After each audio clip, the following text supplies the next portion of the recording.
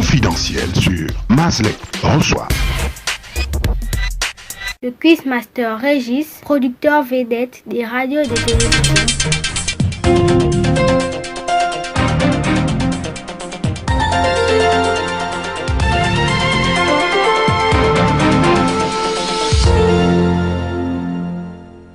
Comment vous définissez-vous, bien au-delà des aspects révélés de votre personnalité publique? Écoutez, à l'état civil, je suis Régis Massimba, je n'ai qu'un seul prénom et un seul nom, donc Régis Massimba. Je suis né le 4 mai 1968 à Lambaréné. Je suis un père de famille, j'ai 4 enfants, je suis marié depuis 5 ans et j'ai une formation, j'ai un bac plus 5. Donc, bac plus 2, un duel 2 d'anglais et un MBA en gestion des organisations HECI. Donc, je suis à la télévision et à la radio depuis presque 28 ans et aujourd'hui, je m'ouvre à vous et je réponds à toutes les questions que vous souhaitez. Donnez-nous une idée, soit d'un objet, soit d'un élément naturel ou d'un chiffre, qui soit pour vous une sorte d'élément porte-bonheur. Ce sera peut-être pas un élément ni un objet, mais plutôt une couleur. La couleur rouge. La couleur rouge a été pour moi un porte-bonheur. Je ne sais pas si c'est moi qui me suis fait cette idée-là dans ma tête tout seul, mais le rouge a toujours été une couleur sensationnelle pour moi et j'ai toujours eu l'impression qu'à chaque fois que j'entreprenais quelque chose avec le rouge en moi ou sur moi, ça finissait toujours par marcher. D'ailleurs, la plupart de mes spectacles, j'ai toujours été en rouge et quand ça devenait trop criard, je m'arrangeais à avoir soit une pochette, soit un sous-vêtement rouge. Donc il y a toujours quelque chose de rouge en moi. Parlez-nous de moments ou événements inoubliables de votre vie, un côté bon souvenir et un côté mauvais souvenir. Le côté bon souvenir, c'est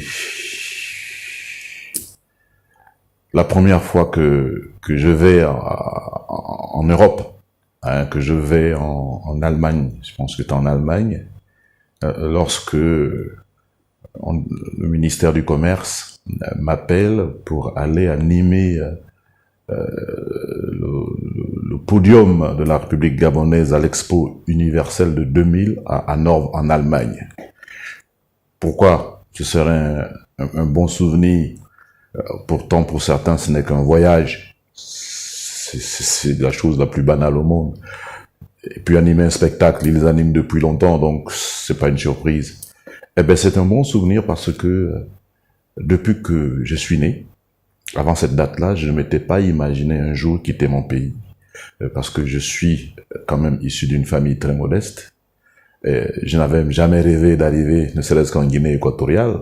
Et quand on me propose d'aller en Europe, pour moi, vous ne pouvez pas imaginer. J'ai pas dormi pendant 3 jours à penser que j'étais en train de rêver. J'essayais de me réveiller pour ne pas que ça continue ce rêve. Pourtant, c'était vrai. J'allais voyager, j'allais prendre l'avion et aller en Europe. Et en Allemagne, un pays que je ne devinais même pas un seul instant visiter un jour de ma vie. Très bon souvenir. Le mauvais, c'est le décès de mon père. En 2008, il m'a quitté très tôt, à l'âge de 63 ans. Et c'est vraiment un problème. Jusqu'à présent, je ne passe pas un seul jour sans penser à mon père, celui qui m'a tout appris, celui qui m'a tout donné, toutes les valeurs que j'ai aujourd'hui, la hargne, la force, c'est mon père qui me l'a inculqué, sans moyens. Voilà. Enfant, que rêviez-vous d'être? Et quel parallèle faites-vous avec votre actuelle posture dans la société? D'accord, donc enfant, j'allais à l'école comme tous les enfants, et mon père me disait toujours, pour parvenir dans la vie, il faut aller à l'école. Alors je suis allé à l'école bêtement sans savoir où j'allais. Rendu à l'université en 2e année, quelqu'un m'a dit, mais comme tu fais des études d'anglais, tu seras forcément professeur d'anglais. Je me suis dit, bon, si c'est mon destin, il n'y a pas de problème, j'accepte.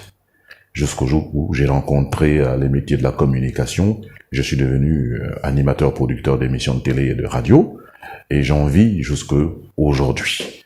Donc le parallèle que je peux faire avec ces deux situations, c'est que c'est quand même quelque chose qui vient par hasard. Je m'en vais à l'université, sans trop savoir, on me parle de devenir professeur d'anglais, et puis je continue jusqu'au jour où un certain Franck Njimbi passe à la radio pour dire « Nous recrutons des animateurs pour une radio de la place ». Et puis je vais, dans cette radio-là, faire des auditions, des tests. Ils sont concluants et je commence ce métier. Donc vraiment, de parallèle, il n'y en a pas vraiment, j'en conviens. Mais c'est quand même un peu... Quand on me dit que tu seras professeur d'anglais, et puis 2 jours plus tard, on me dit, on cherche des animateurs, je deviens animateur.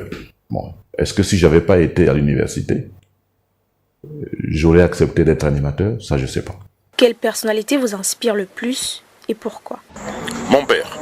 Mon père, parce que c'est quelqu'un qui est né dans la pauvreté la plus absolue. C'est quelqu'un qui est un self-made man, comme on dit chez les anglicisants. Il s'est fait tout seul, avec l'aide de personne. À partir de l'âge de 12 ans, il est parti de chez ses parents, du village. Il est allé à Lambaréné, chez un tonton. Et là, il a fait tout ce qu'il avait à faire. Il est devenu pilote de bac. Donc ceux qui ont aujourd'hui 60, 70 ans se rappellent que quand ils venaient de Mouila pour aller à Libreville pour leurs études, et c'est mon père, David Mouliangou, qui était le pilote du bac, qui les a forcément fait traverser le fleuve au Goué. Donc sans mon père, certaines personnes, sauf à la nage ou à la pirogue, n'auraient pas vu Libreville. Et c'est quelqu'un qui est, après ça, est devenu chauffeur de camion, ce qui n'était pas donné. Il est venu à Libreville. Il nous a laissé à Lambaréné. 3 mois plus tard, il venait nous rechercher parce qu'il avait trouvé une maison. Et tout ça avec un salaire de prolétaire. Il a mis tout ce qu'il avait à sa disposition pour ses enfants. Ceux qui ont suivi ses conseils ont réussi, plus ou moins. Et ceux qui ne l'ont pas suivi, comme partout, ils ont un peu failli. Mais sur les 5 personnes que nous sommes, tout le monde est plus ou moins bien. Voilà, mon père alors. Quelle empreinte de votre vie souhaiteriez-vous que l'on retienne après votre passage sur la terre des vivants? Que j'ai révolutionné le métier d'animateur au Gabon. Que grâce à moi, beaucoup d'enfants, beaucoup de jeunes ont eu envie, et ils me le témoignent tous les jours, de devenir animateurs. Parce qu'ils ont vu que ce métier était finalement un métier respectable, qu'on pouvait réussir dedans parce qu'on voit toujours le grand Régis. De beaux costumes, de beaux habits, de belles voitures, il construit même des maisons, donc c'est possible en étant animateur. C'est possible. Oui, c'est possible, mais c'est difficile. C'est possible, mais c'est difficile. Pour ne pas prendre des risques, faites vos études, allez jusqu'au bout, soyez fonctionnaire, trouvez un boulot qui n'est pas celui d'animateur.